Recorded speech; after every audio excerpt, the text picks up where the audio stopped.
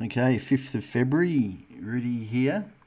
Welcome to the Daily Investment Show, where I go through various indices and commodity prices. If you're interested in specific shares and ETFs on the US and ASX, join the channel, $10 a month. Alright, so the All Ords, the XKO, so we're still being capped by the Iron Dome here. The financials, so we're having a bit of a sprint.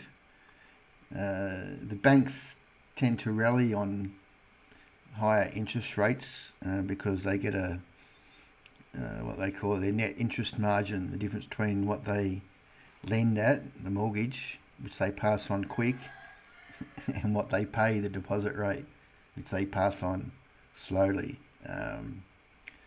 But still technically long-term, mid-term, it's still capped. The materials, which is the space that I'm most bullish in for the medium to long term. So we're having a consolidation, but there's no Iron Dome constraining them. So I do expect a bit of blah blah blah sideways action for a while, but the trend is still up. That long-term picture is still in place. So good buying opportunities. Join if you're looking for them. So our gold miners index, the Aussie gold miners. So we're down, but again, that'd be really nice if it came down a bit more. Ready for its next move up. The energy sector, pretty bullish about this. Got some nice ETFs and shares that we're loading up on at the moment in the channel, because that looks pretty bullish to me. If we compare it to the overall materials sector, once I get the ASX version,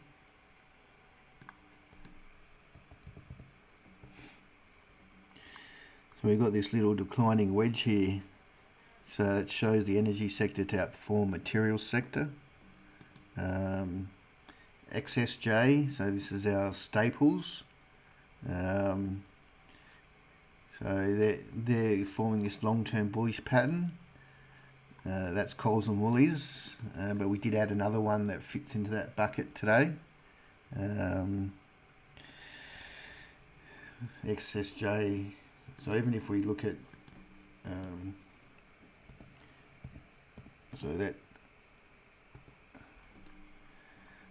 so this is the consumer staples over the XKO. So you can see we've made a bit of a.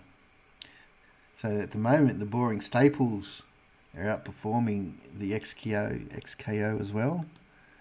Our tech sector still getting hammered. Still no green arrows. There are a couple that I've got green arrows on that have held on so far, which is lucky. America, so S&P 500, pretty boring. XMJ. So just comparing the materials sector to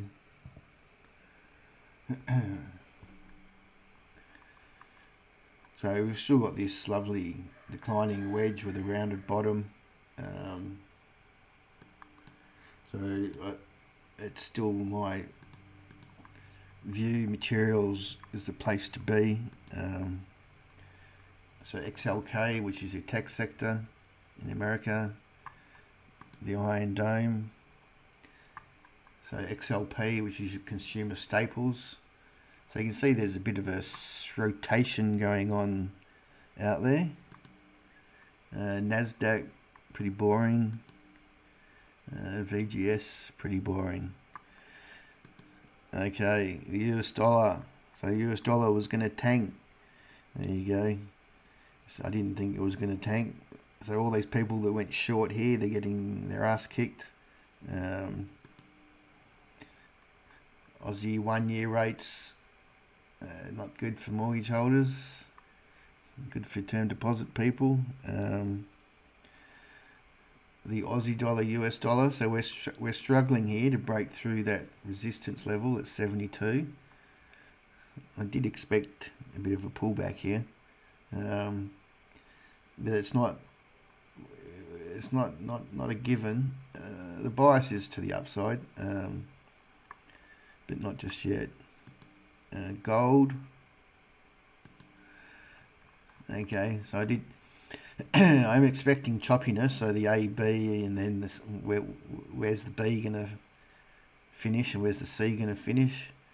So technically, it's still good, all good to go. As opposed to this guy, Bitcoin, who's not good to go. Oh yeah, and that's another reason to join the channel if you're interested in charting. I try and teach chart patterns. Like we can see here, the declining wedge is one of the favorites when you can break it. So even Bitcoin declining channels, breaks, you've got flagpoles, add to the breakout, flagpole, declining wedge, flagpole to flagpole. So now we've got another inclining channels, a bearish when broken. So we've got another flagpole with a flagpole that brings us down to this support area here. Gold to Bitcoin.